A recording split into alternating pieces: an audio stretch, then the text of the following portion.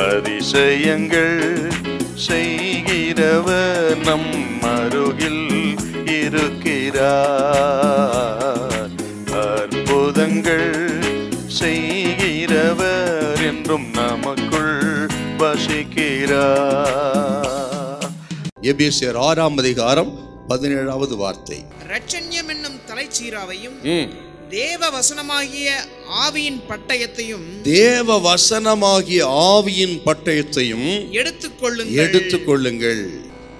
இந்த ஆயுதம் எதிர்த்து தாக்கக்கூடிய ஆயுதம். எதிரியின் பட்டயம் திடீரென்று நம் நெஞ்சுக்கு நேராய் வந்துவிட்டால் அது இந்த பட்டயத்தினாலே தடுக்கவும் செய்யும். ஆக தாக்கவும் செய்யும், தடுக்கவும் செய்யக்கூடிய வல்ல ஆயுதம் இந்த பட்டயம். இந்த பட்டயம் இல்லாமல் யுத்த புருஷன் யுத்தத்துக்கு போக மாட்டான். பட்டயம் இல்லாத யுத்த புருஷன் பவர் இல்லாத யுத்த புருஷன், பலன் இல்லாதவன், தகுதி இல்லாதவன்.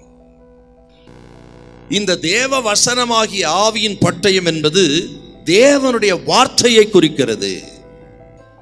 சமயத்துக்கு ஏற்றது போல பயன்படுத்த, ஒரு காரியத்துக்கு தேவைக்கு எதிர்க்க, நம்மை தப்புவித்துக் கொள்ள, பாதுகாத்து கொள்ள, அந்த சமயத்துக்கு ஏற்றது போல நாம் எந்த வசனத்தை எப்பொழுது எடுக்க வேண்டுமோ அப்பொழுது எடுத்து, குறிப்பிட்ட ஒரு சம்பவம் சூழ்நிலைக்கு இது எனக்குத்தான் என்று சொல்லி நீங்கள் கரத்தில் எடுத்து அந்த வார்த்தையை பயன்படுத்தினால் இந்த பட்டயத்துக்கு இணையான பட்டயம் உலகத்தில் இல்லை.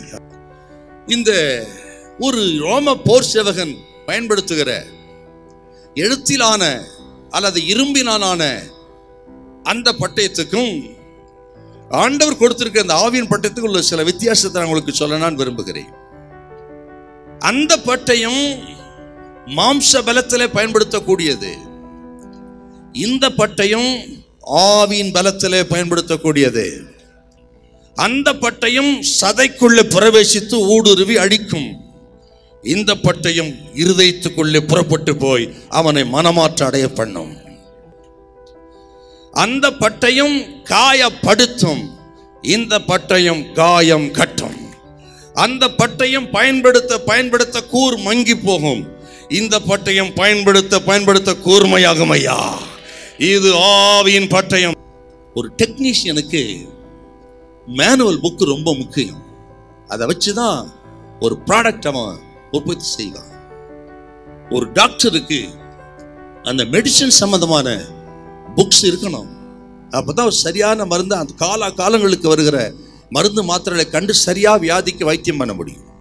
ஒரு டெக்னீஷியனுக்கு மேனுவல் புக்கு போல, ஒரு டாக்டருக்கு அவருக்கு புக்கு போல, நமக்கு மேலான இந்த புஸ்தகம் வாழ்க்கைக்கு வழிகாட்டக்கூடிய பட்டயம். ஐயா, ஹல்லேலூயா, ஹல்லேலூயா.